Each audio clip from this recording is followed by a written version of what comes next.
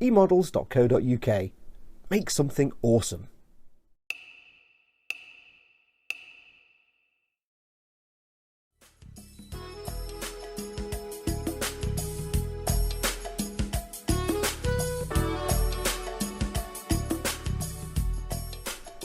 Hey everyone, it's Fox from Model Making Guru here. Hello, welcome to a new build series, yes, for emodels.co.uk, my good friends and sponsors.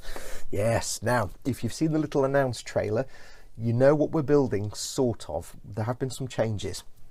For emodels, I am going to be building the following. The Takom AML-90 1/35th scale light armoured car, 5.5 tons of adorable death. It's dead cute, it's adorable, I like it. However, you know, if you've watched the trailer, that we're not just going to be building this as it comes out of the box, nor are we going to be building it to look like that, because we have a load of extra bits. We are going to Warhammer this. If you know me and watch my videos, you know I've suddenly fallen for things like Warhammer and stuff bigly. So yeah, so I did say in the original teaser video I was going to use some Space Marines for this. I'm not. I also had some Astra Militarum Cadian Command Squad dudes lying around. I kind of thought about it for a while and thought this would be a better fit for grunt dudes in uniform type soldiers with normal weapons. Normal people, not super soldiers with space armour. So I figured these might be a better fit. So I've got a pack of these guys, which is kind of cool. I won't use all of them. What you've got a bloke with his Vox caster, his radio thing. You've got a bloke with a big gun that does something. Man with the flag. I don't know about the flag. Might not do the flag. Tiny fiddly lettering. I might not be able to do that. A commander and a first aid guy. I might not use all of those, but we've got those. But that is not all. We also have a sprue of tank bits. Yeah, these are designed to go on your Bane Blade type tank, including, most importantly, a massive, great big dozer blade. I like that. And that's not all. I also have all these bits. Not that bit. All these bits. Not that bit either, because that's a dude. I got myself, went onto the eBays and got myself some packs of bits, because I haven't got much of a bits box. I haven't got tons of stuff lying around, so I got myself some bits, and these are all specifically things like we have, well, a load of guys that go in tanks. I'm going to use maybe one of those. A load of, what are these? Weapons for tanks and armoured vehicles, so lots of big cannons and bolters and flamers and las cannons and things like that. So we're going to use some of those. We've got some Space Wolf bits, which I probably won't use. We have some generically labelled Warhammer bits, which I won't use. And then we have lots of just random armoured vehicle parts, panels and cupolas or cupolas, rails, handrails, towing hooks, spotlights, things like that. So loads of those. And we're going to basically get this puppy.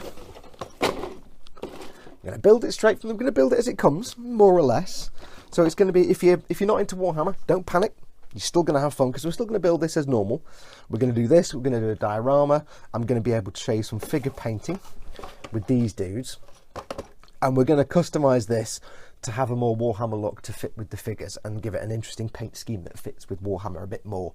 So if you're interested in the armor side of it, the AFV side, stay tuned and watch, because I'll still show you all the techniques I use on this. Will be all the techniques you can use on a normal armoured vehicle anyway. Doesn't really matter that it's made up Space Marine type figures. Just to pretend they're normal soldiers. Doesn't matter. Everything I'll show you in this build is applicable to any kind of model building. I'm going to show you how to build this and paint it, how to make a diorama, and how to paint figures, because I've never really shown how to paint figures properly before on one of these e-models builds. And yeah, they're not realistic. They're not 1/35th scale. But I've said before, this vehicle is such that there's nothing on here that really gives away any kind of specific size other than the hatches on the top. And the beauty of these figures is, I've done a test, they kind of work. They kind of fit in the hatches and it looks kind of cool. And it has a kind of Warhammer look to it. It's just got that kind of look. Oh, the other thing I'm going to be doing as well, and it's the first for me because I've not really used them before, I'm going to be using the there's some Aquilas as well. The Vallejo game colours. I've got a few here and I've got a load more on order from eModels. I'm going to be using the Vallejo game colours because I want to be able to obviously brush paint the figures, and there'll be some brush painting on the vehicle as well. traditionally use various paints. For my brush painting, I tend to stick with Citadel paints, but again, models, we don't currently stock the Citadel stuff, so we're going to try the game colour. They're supposed to be really, really, really good, so we're going to check those out. I say I've got some more on order. We're probably going to use a couple of the metallics from the Ammo by MiG range, again available at eModels, and there will be a couple of cases where I do use a couple of Citadel paints, purely because, especially for things like painting the skin, purely because I'm not the best person in the world at painting figures, so it's always a challenge for me, and I'd rather stick with the paints that I know how to use and get a decent result than try something new and make a mess of it at this point for this video. So I have got some of the flesh tones here, but I'm going to stick with those with some of the colours that I already know. Plus there's one or two colours that I just haven't found in the game colour range yet that are about what I want. So one or two colours I might use from the Citadel range. But other than that, we're going to try these out. So that's really long-winded and we've done nothing. Let me go and get everything ready. Okay, so let's get going. Now, before we do actually get going, I just need to explain, for those of you out there who know what you're doing with models, you've made models before, I am going to cover a lot of ground that you probably no doubt already know. The real sort of starter stuff, like how to make the model, you know, what sprues are, getting parts off sprues, things like that. I always tailor my videos, if you've watched my stuff, I always tailor them to the absolute beginner who maybe hasn't made a model before, or has maybe made a handful of models and wants to step up the game and start doing a real good job. So I will tailor this to the absolute beginner. So we are going to cover stuff that a lot of you probably already know, but stick with it. I'll try and make it fun and interesting anyway. At some point I'll probably trip over my own words and make an idiot of myself, so there's always amusing. So let's go quickly through what you need. Assuming you've never built a model before, this is your first model, what do you need? Well, obviously you need the kit itself, you need the instructions. And the first thing you want to do when you open the box is, in most kits nowadays, in the instructions, it will have a sprue list, a list of all the parts in the kit. And it's always common sense, although I've never ever come across a kit with a missing sprue or part. I've occasionally had a missing part, but very rarely I've never ever come across a missing sprue. Just go through the kit and check that you've got all the right sprues and all the right parts. This is a sprue. Now you may also hear it called a tree. It doesn't really matter what you call it, sprue, a tree. The way this works is you have a framework in plastic and all the parts are on these frameworks, sprues or trees. They're all attached by little gates, and your basic task at this point is to get all the parts off and assemble them as per the instructions. The sprues, depending on the manufacturer, they always have a little flag on them somewhere with the sprue name, and it's either a letter or a number, imprinted or stamped or whatever, and each piece is numbered. So the way it basically works is this is sprue H, and the parts have little numbers here, so that's part 7, that's part 6, that's part 5, so that's H7, H6, H5. And if you go through the instructions, you see in the instructions, all the parts are numbered H13, E41, H16. That's how it basically works. So the instructions are going to call out, you need this part number on this sprue. So this is your sprue. So obviously you make sure you've got all the sprues. Then you want to go through the instructions and just familiarise yourself with them. Just have a look through, read through, just quickly check what you're going to have to be doing. It's at this point, as you get more experienced, you start to go through and start planning what you're going to paint and when. Like you might see a particular bit and say, well, I want to assemble something. Like for example, I want to paint the interior. So let's say there's an interior on this vehicle. It might show that you put this bit on, but you'd be like, well, I need to paint the interior, so I need to do all that before I glue this bit on the top. So you start to get a plan of your what's called the build order or the paint order. Most kits like this, you can build it completely and then just paint it. It doesn't matter. But there are kits, if you're building something with an interior, for example, or there's parts that are going to be really hard to get to once they're all assembled, that you might want to keep to one side and paint separately before you attach them to the main model, just to make painting easier. So have a quick read through, just familiarise yourself, make sure you've got all the parts, get in your mind the order of business. Are you going to have to keep anything as a sub-assembly? And then get yourself ready. If it helps to make little notes, do feel free. I sometimes write all over the instructions. When I finish a section, I just scratch it out with a pen, and then I know I don't need to go back. If there's something I need to do later on, let's say I don't want to glue this bit on now because I want to paint something and I can't do that, I'll circle that and make a little note for myself so I know to go, when I've finished, I can go back and look at bits I need to do that I didn't do before. So just a logical step. So you've got your instructions. What else do you need?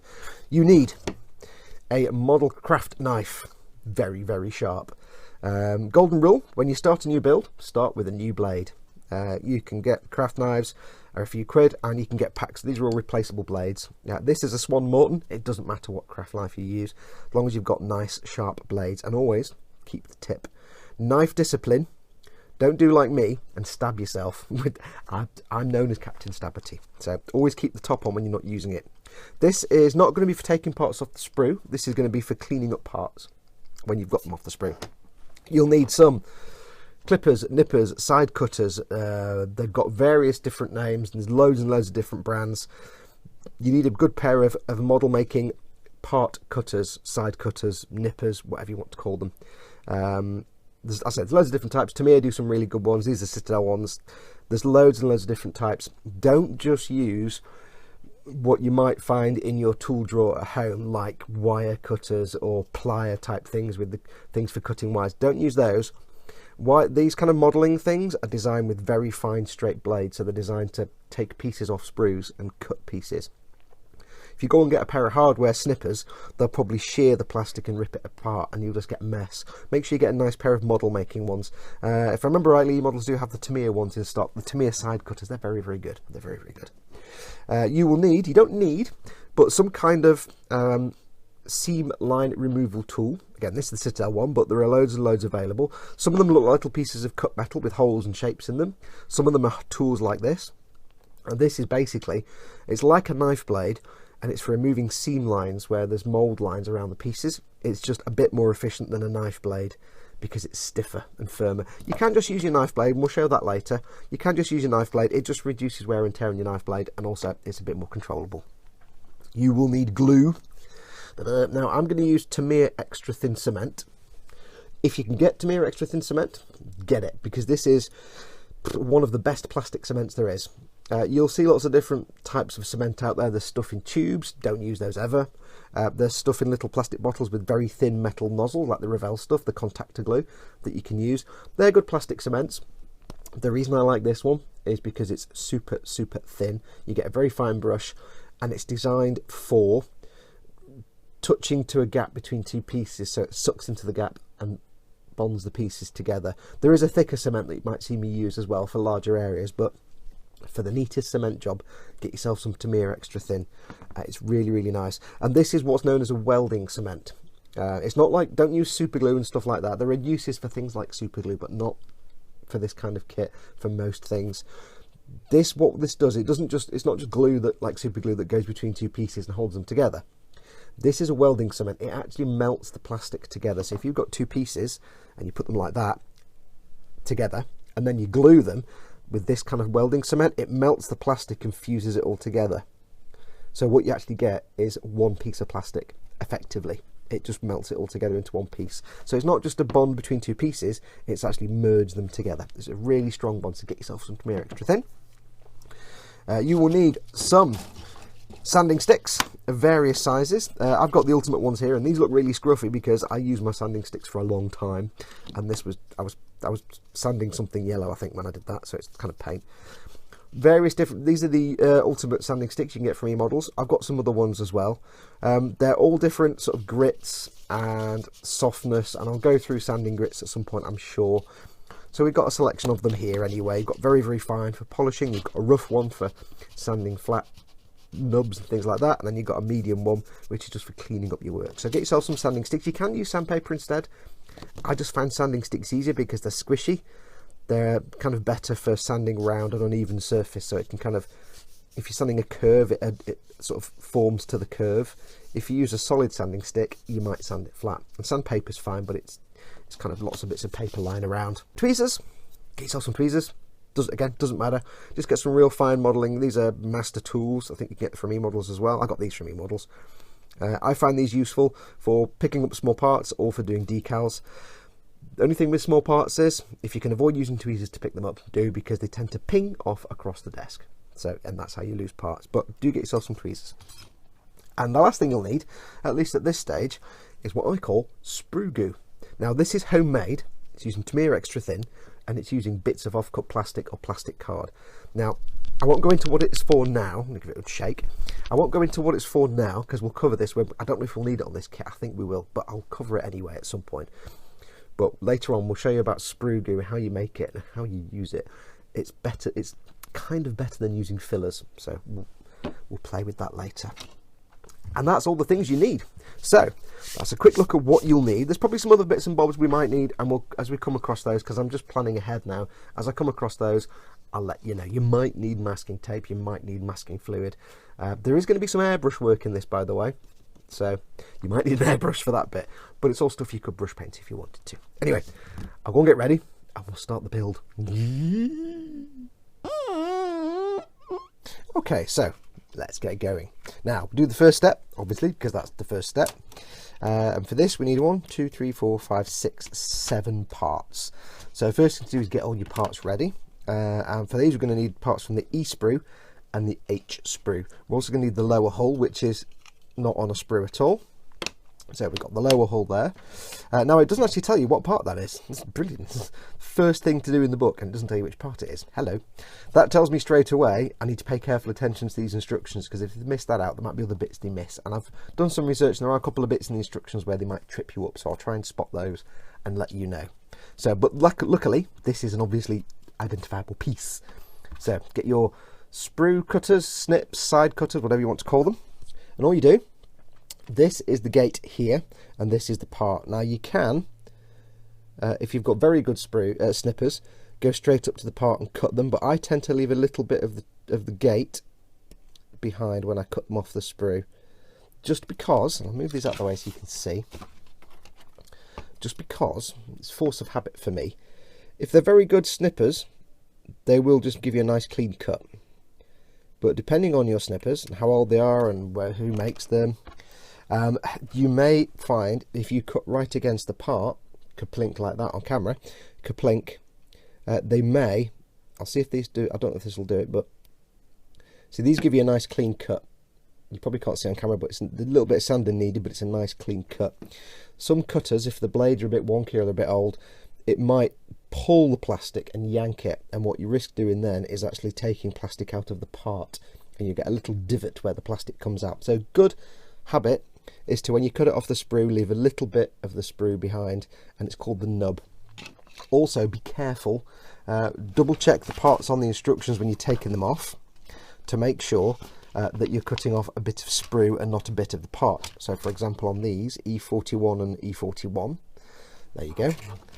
Let's have a look at what they look like.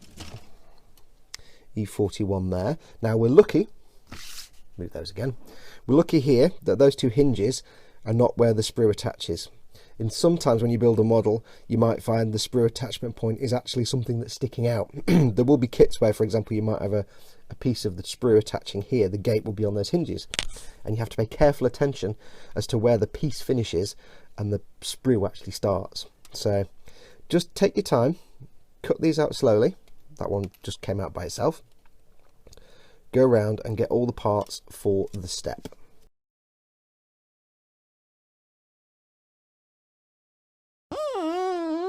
Okay, so we have all the parts for this step on the sprue. I actually got confused, and this is why you need to pay attention to instructions.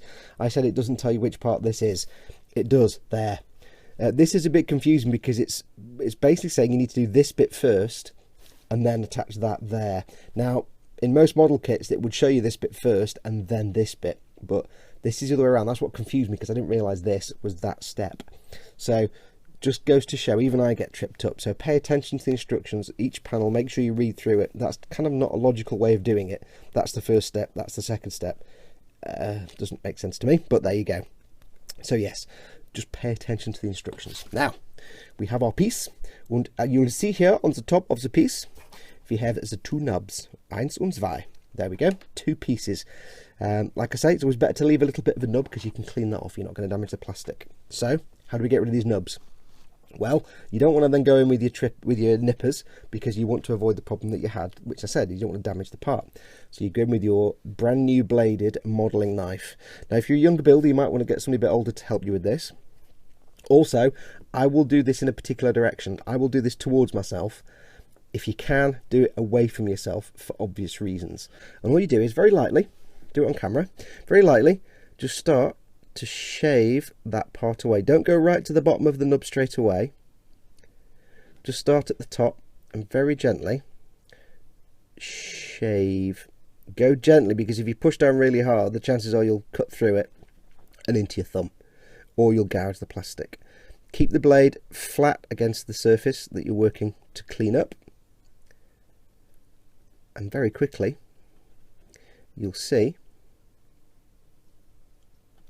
the nub be gone. So we'll do this one.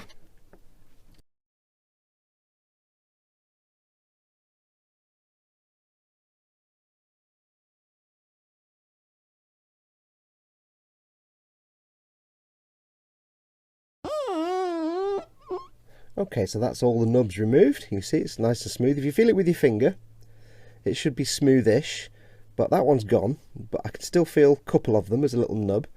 Now you are, in most cases, this will be a surface that gets glued together, or it's going to be something that's painted over and you're not going to notice it. But what you want to do is just finish that off. So you want to get yourself your sanding sticks, and I'm going to start with the rough one, and then go in with the medium one.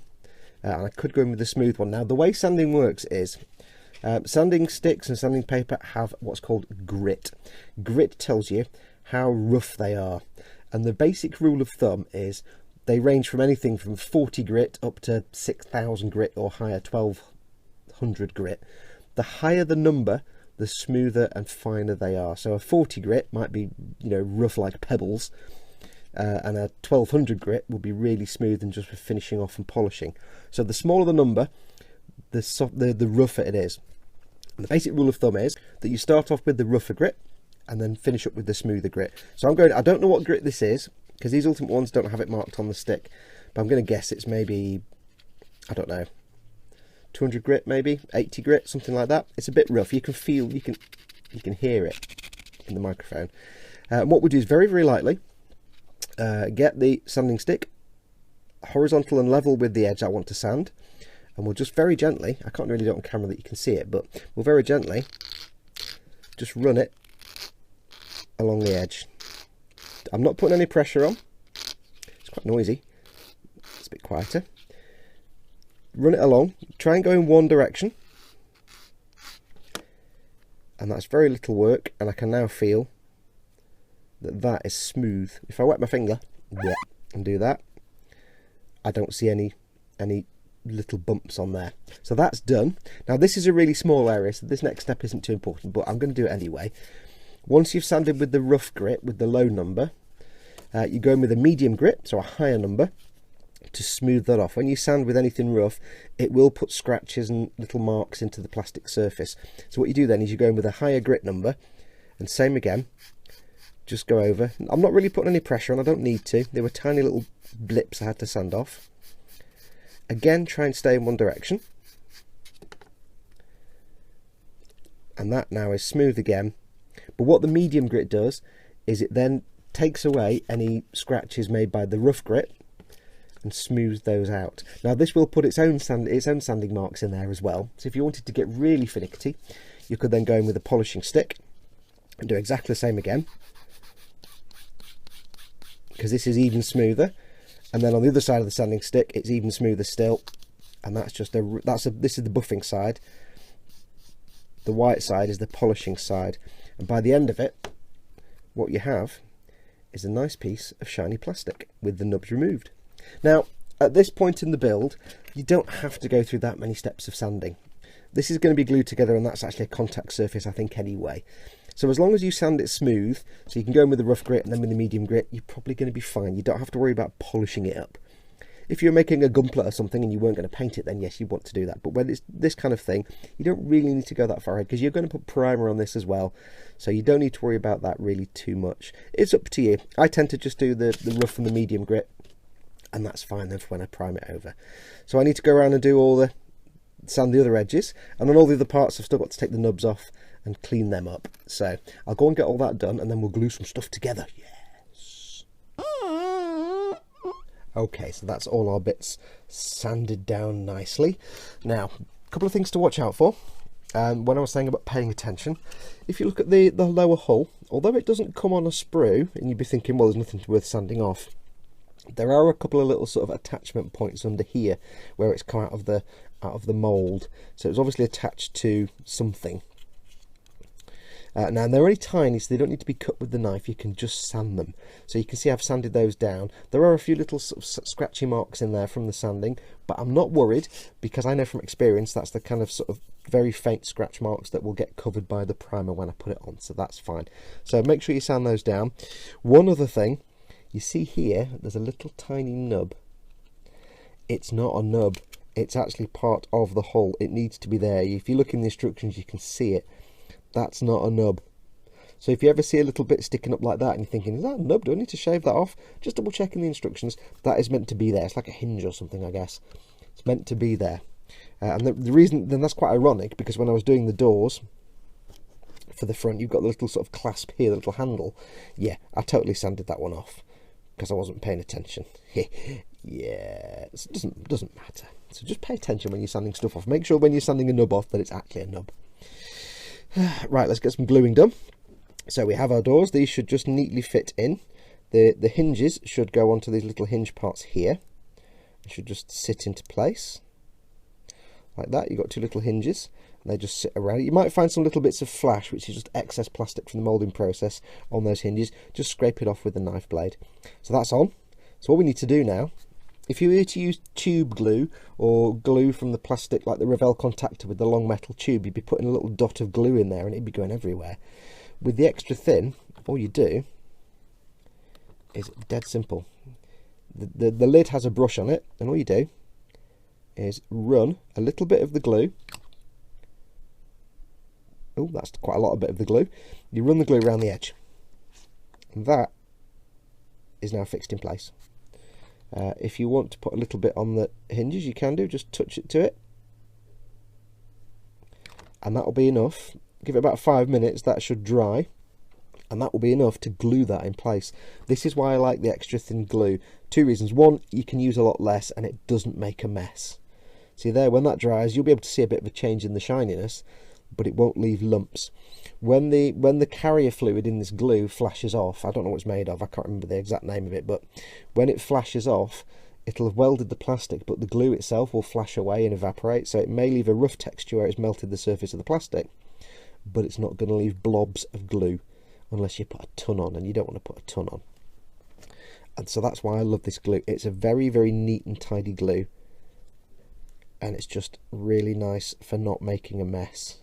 So if I get that on there, it's not quite in properly. Come on, get in.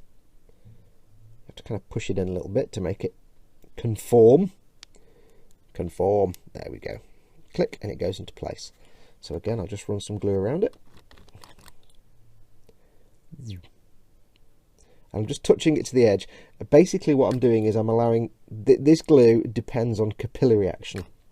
If you don't know what that means, it means when I put it to a gap between two parts, like I said before, it sucks into that gap. It goes same way, you know, liquids go up straws and along panel lines.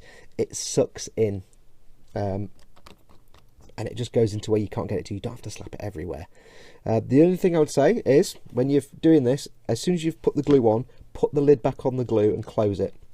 It's got a very strong smell, and you can end up giving yourself a nasty headache if you sit there for 5 or 6 hours gluing stuff away and the jar's constantly open, and you might stink the room out. So always make sure you're putting the lid back on, screw it back on as soon as you've finished applying it. Take it off. You'll see me unscrew it, apply some glue and screw it back on again. So always make sure you do that, just to keep the fumes away. And I would say, if you're gluing lots of things together, again, if you're a beginner, you might not know this, if you're gluing lots of things together and you're using the extra thin, then take breaks. Don't work for more than half an hour with this stuff before you take a 5-minute break and just go outside and get some air, or go downstairs and have a coffee or get something to eat. Just take regular breaks. Taking your time building these things is not a problem. So I need to go and glue these other two bits on. That bit's just pinged. There it is. Pinged it, I don't know where it gone. This bit needs to latch onto here. There's two little recesses in there, and the little hooks on here need to go into there. Now it's a bit fiddly, so I might have to do this off camera. One other thing to do as well, before you glue things in place, just do dry fitting, and that just means putting the piece in without glue, so you can understand how it all goes together, so you can then plan how you're going to glue it. You see, this is quite fiddly, and if I started gluing this and dumping bits everywhere, I'd have a nightmare. So what I might do, I've just dry fitted it now, I'll put a little bit of glue on here, and I'm going to try and get this in place. You've got a, you know, a minute or so while the glue is still curing. This might not work because I've got cack hands today. Oh, I can't pick that. Oh, do you know? Put my finger all over it. I'm a bit cack-handed today, so yeah, not ideal for tiny parts. I'll try and lower it in place. Go on, get in, my son, get in. Oh, do you know? It's not cooperating. You will get parts like this. Yeah. Always when you're doing it on camera as well. Yeah, right. Yeah, I'll do that bit off camera. That'll go on. Don't worry, it'll work. Right, so I'll go and fight with this bit. Then we'll do the next bit. Now, during the build, I may not show everything. Just so you know. I don't want 13 episodes of how to build this thing. It may just be that I show a few bits of building and I just show bits where it's something tricky you need to know about. And for the rest of it, I'll just go ahead and build it. So we might not show everything. It might just be in this episode. I don't know yet, but we'll figure it out. So I'll do the build, and if I find anything interesting that I think you need to know about, we'll come along. So I'll go and get these bits done and crack on, and then we'll see. We'll get to the next step, the next step that you might need to know about. Anything tricky or where you need to really be careful, I'll probably highlight. So back in a moment. Right, you're going on here, and you're going on here well. You will attach. I will have my way. I will have my... Oh. Right, going home now. Okay, just a quickie heads up. I've moved on a little bit. Managed to get this little piece on, yes. I've put in the exhaust system here. Now what you'll see is there are two little pieces on the side here and here. These attach to this piece.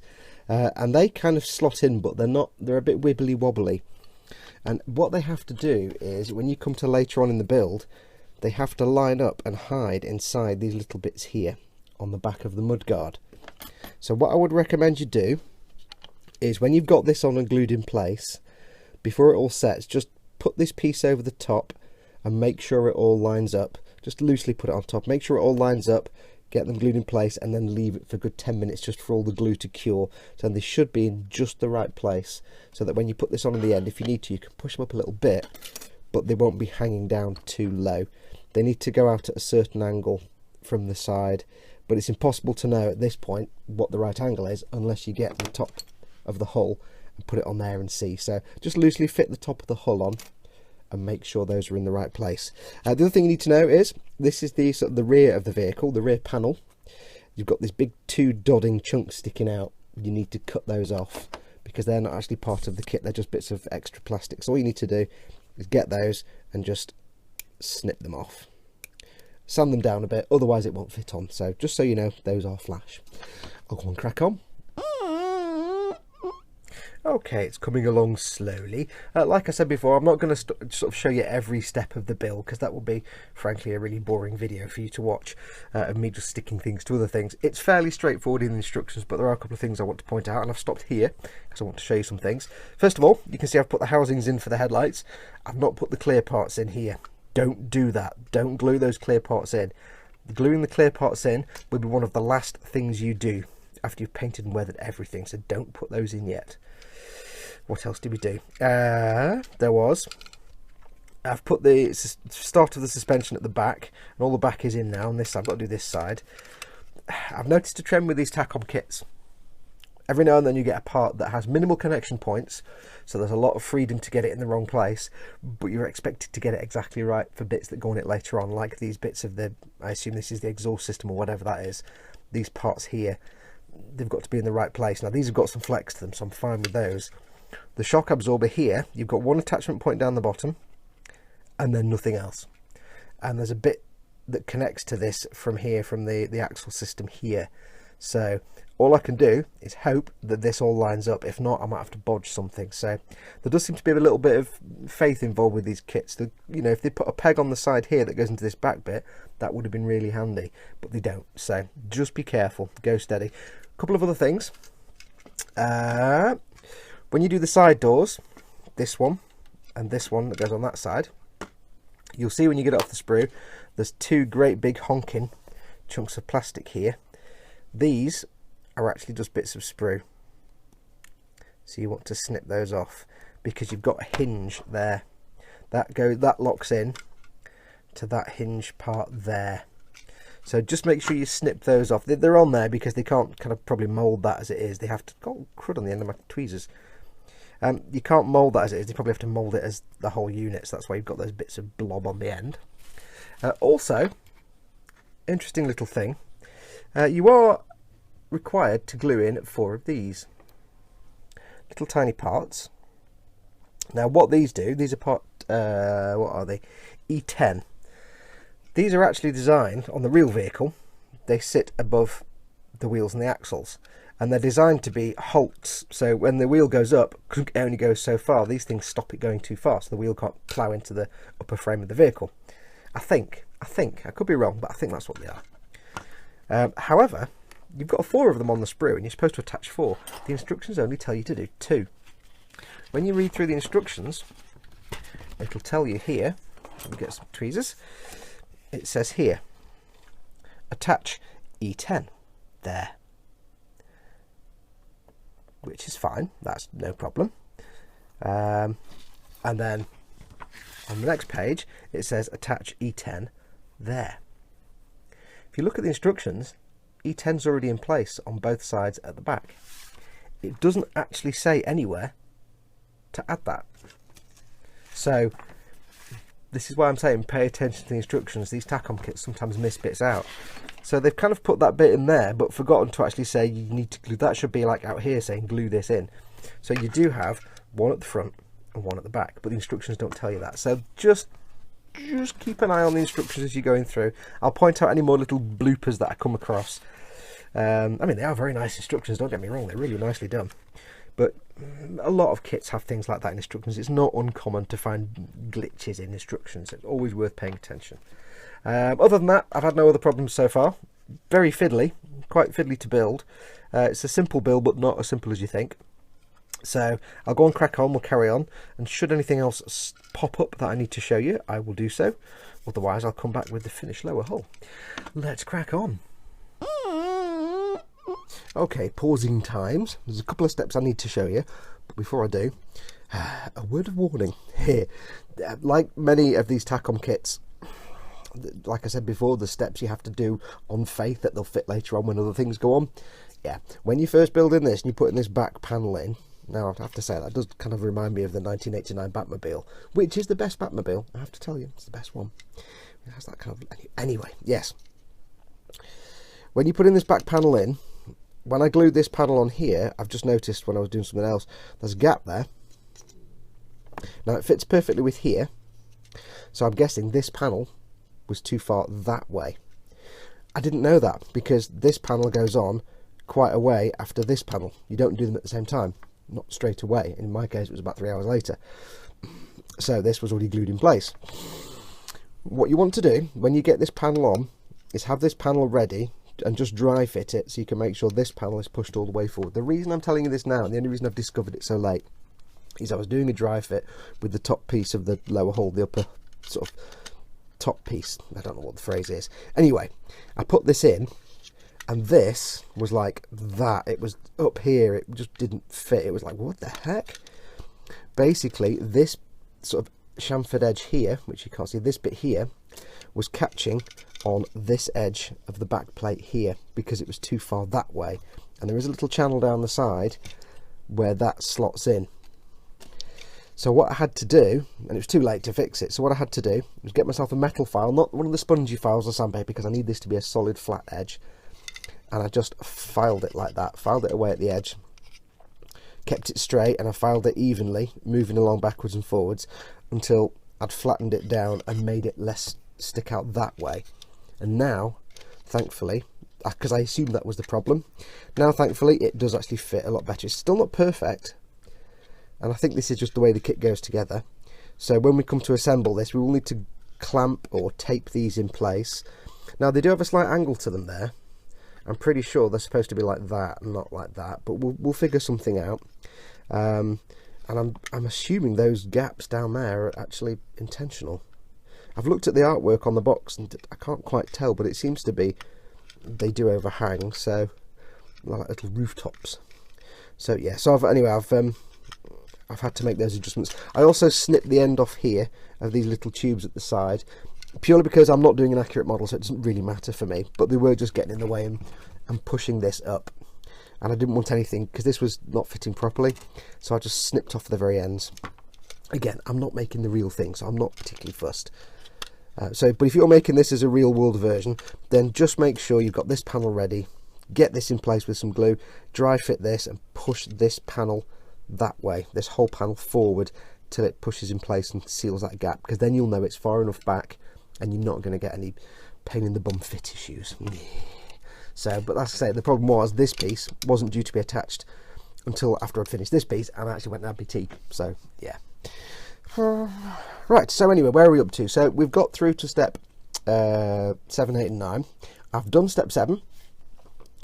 Now this is where their instruction layout gets a bit confusing. Step 7, step 8, step 9, which in itself is a kind of weird order to do it, but never mind. Don't actually do it this way. What you do is you do step 7, then you do this bit, then you do step 8, and then you do step 9. Yeah, they need to work on their layout a little bit, or at least have, like other manufacturers may have this as a speech bubble, so you can see it's a subsection of that. I mean, it's fairly obvious. Look at it and say, oh, I haven't built those yet, because that's this bit. But it would be kind of handy. They are labelled as A, B, C, D, and they're A, B, C. So it's just be aware of that. So I thought I'd stop and show you this bit, because this bit is all tiny, tiny, tiny, tiny microscopic parts. These are all molecules of plastic. And I'm going to show you this bit because it involves a heated screwdriver, but this bit is a little bit fiddly, or at least it looks a little bit fiddly, but it's not actually that bad. So I'm going to I thought I'd try and film this. Now there's 4 of the main, I don't know what you call these bits, they're not drive things with the bit the wheel goes on, the hub, I don't know, maybe the hub. There's 4 main hubs and there's 2 extra bits that go on the front to link up the steering linkage, and all you're doing is basically assembling these. Now, true to Takom kits, instead of like if this was a Tamiya kit from 30 years ago, they'd just give you that piece and they glue it on, and then there's a wheel, and then done, you're built. This one, they give you like 400 components for each bit, and it's one of the plus side of Takom kits is what for other manufacturers might be a really simple build, they'll make as much of it constructible. So if you like your building, you're going to get lots of mileage. Anyway, let's do this bit. So we're making B here, you see, B. There's 4 parts. I've got all these parts off the sprues and trimmed them, and this is dead simple, and this is where the extra thin glue comes in super handy. Now you need to make sure you do this. What I'm doing is I'm building one of these and then sticking it onto the chassis, onto the hull, because I don't want to get the wrong one in the wrong place. So do it step by step. Do step A, glue it on where it tells you to glue step A on. Do step B, glue it on. Do step C, glue it on, and so on. So that way you're not going to make any screw ups and get the wrong thing in the wrong place. So I've got to try and do this from a mile away. So we start with G27, and I don't know how useful this will be because I don't know how much you'll actually see of this, because it'll mostly be my fingers in the way. So we have G27, which is that way around. Also, I'm going to knock the camera with my headset. So G27 is there. We have E30. Now pay attention to E30. You want a hole there, the sticky out bit, and this bit no hole. So you've got no hole and the tab with the hole.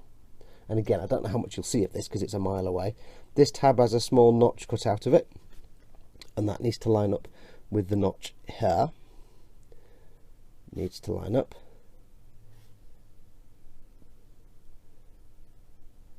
Is that the right one? Nope, that's the wrong one. Ah, yes, you've got to make sure you get the right one. Ooh, hang on. So you need to have it so that there's a blank and then a hole with the bit at the top. So it's that way around. That needs to be like that. That goes on there. Get on. Get on! B. Get on. B. Oh.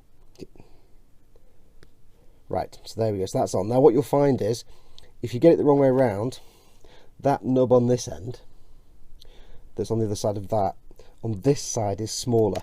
Oops. On this side is smaller, so if you try and put that bit in there, it's just going to flop around like it did a moment ago. So you want to use the end that actually locks into place. So that is there, like that. I think that's right. And apologies if I'm knocking the camera, I've got my visor on, so what I'm going to do is get my extra thin glue. I'm not going to glue it in there because I don't know what has to go on in there, so I'm actually just going to run the glue around the edge like that. That should suck inside and glue that into place nicely. Okay, next we have this little rod, which you probably can't see. Tiny rod. And there's two ends. There's a round end here, and the other end is like a bolt. It's got like a flange on each end. This is the outside end, so this end is that bit there. So the end that's just round needs to attach into that hole at the top there. So the way we're going to do this is we're going to grab that in our tweezers very carefully. We're going to get a little bit of glue on the inside of the part, in the little recess, and then I'm just going to drop it in like that, put it in with my thumb, and then it'll fall out. So I'll just put it in with my thumb instead then, shall we? There we go. So I'm going to glue it there. It is fiddly, but it's not impossible.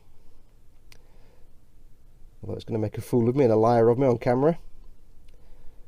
So that is almost in. Just hold it for a second.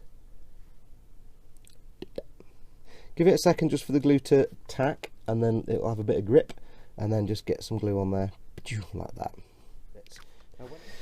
And then last of all, we have the end cap, which if you look at the thing here, has a notch at the top, and I need that notch at the top. So that informs you which way round this goes.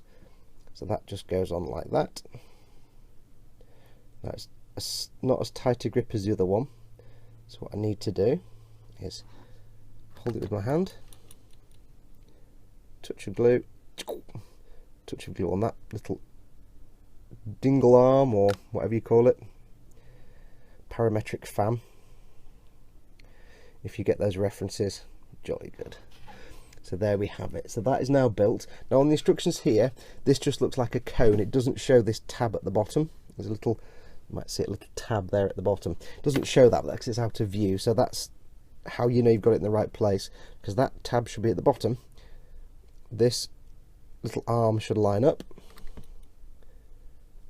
A bit more glue on there. And you've got the notch cut out of the hole to make sure you can't get it wrong. So that is done. It's not that complicated, and don't forget, of course, I'm trying to do this on camera with a headset that keeps knocking the camera, so I've got to scrunch down and do it from a long way away. If you're doing this for realsies and you're sat at your desk, you can just do it in like 10 seconds. It's not hard. It looks really, you think, oh my god, look at all this complicated nonsense. It's not hard at all. Dead easy. And then all you need to do is, now you've done step B, let me just get my pen of pens. I've done step B. That is done. So I now need to go and apply it to the vehicle. And the vehicle tells me that step B is here, and it goes on there. Lovely, there's lovely. Okie dokie, and we've moved ahead quite a bit now. I said I wasn't going to show you everything. A lot of it's just sticking bits to other bits, so it's not hard. Right, so I've got to the point now where I've done basically everything I need to do at this point from this kit. I've attached all the things I can attach, and I need to get started now on the actual custom bit. So we're going to do that in the next episode. So we're going to wrap this episode up. But let's go through what we've done. I was going to show you this bit of the suspension where you put that pin there through this rod, and you do it with a heated screwdriver as per the instructions. However, I ended up with the wheel just being glued in place anyway with this bit, so it's not going to turn, it's not going to move, there's no point worrying about it. So I just put it in place and glued it. I didn't hot screwdriver it in the end. I can't actually see the way this went together.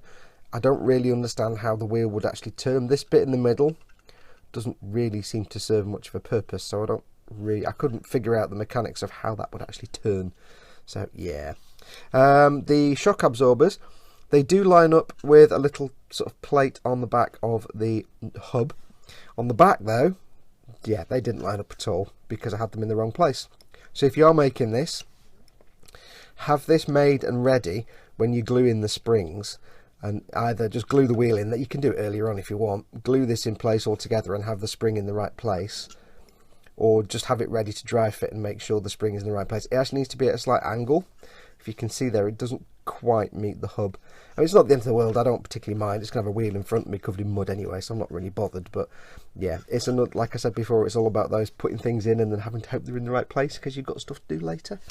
So word of advice, if you're building this to be as realistic as possible, have this built and ready and do this and this at the same time. It doesn't make any difference to the rest of the kit.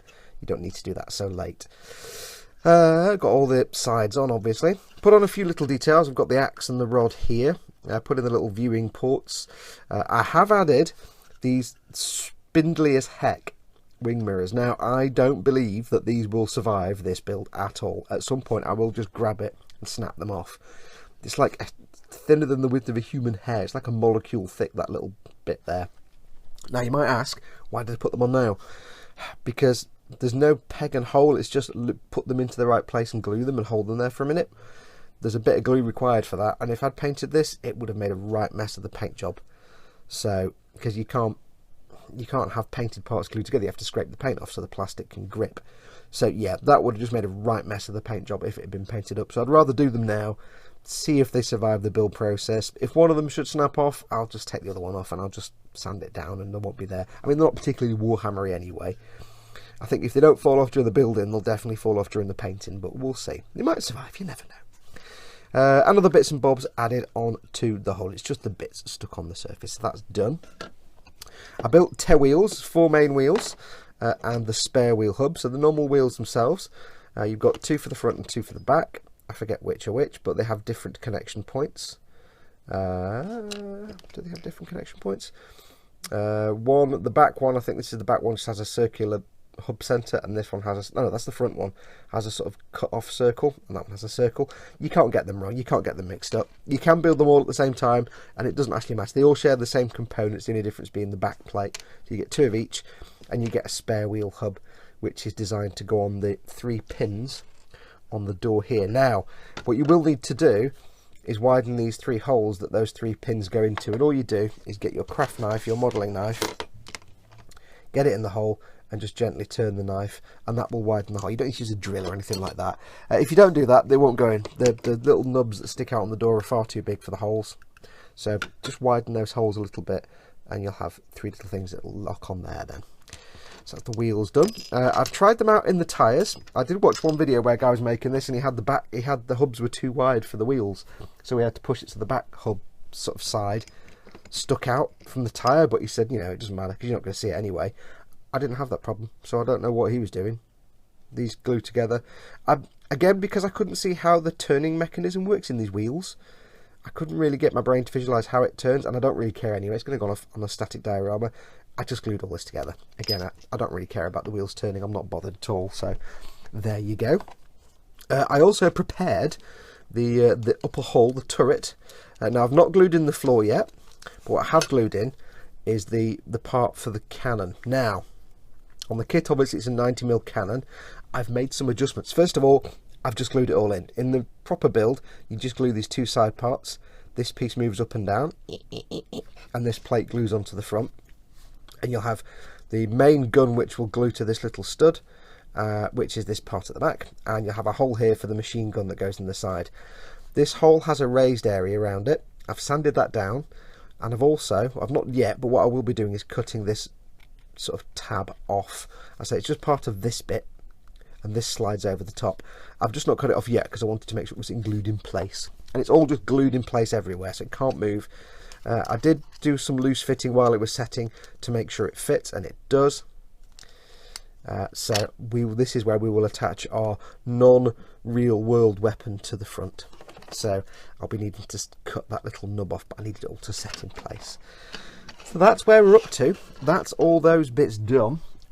As I say, I've stopped because right now, next thing we need to start doing is adding the custom parts. Now, there are a lot of little greebles and bits and things that haven't stuck on, your little squares and blocks and sticky up things and aerials and doohickeys that go all over the surface of the vehicle that I haven't yet glued on. The reason is I want to get the Warhammer stuff on there first. Now once that's on, I'll see what else of the real vehicle kit I can put on there. There may be some Warhammer bits that replace real vehicle bits anyway. Like there's an aerial I'm going to use from the Warhammer set that replaces any kind of whip antenna on here. So I've got a tray of bits, lots of different bits, and I have the weapon for the main cannon. I did some research trying to find out what the heck this thing is. I think it's a twin-linked autocannon. It's really hard. If you know what something looks like but you don't know what weapon it is, finding out what it is, yeah, it's not that easy.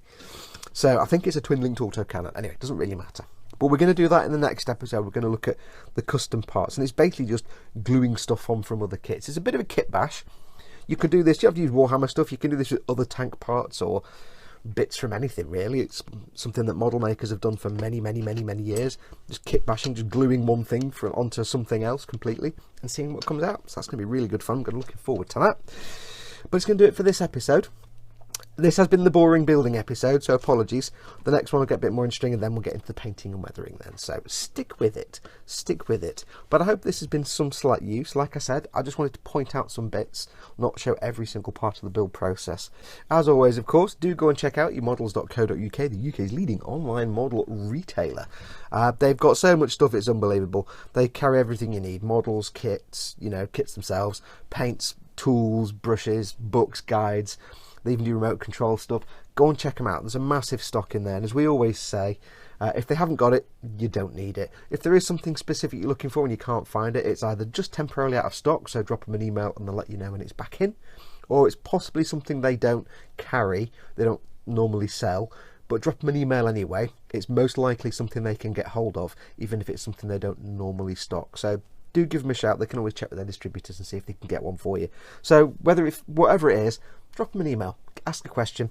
They'll be happy to reply and let you know what's going on. They'll always do the best for you. So go and check it out.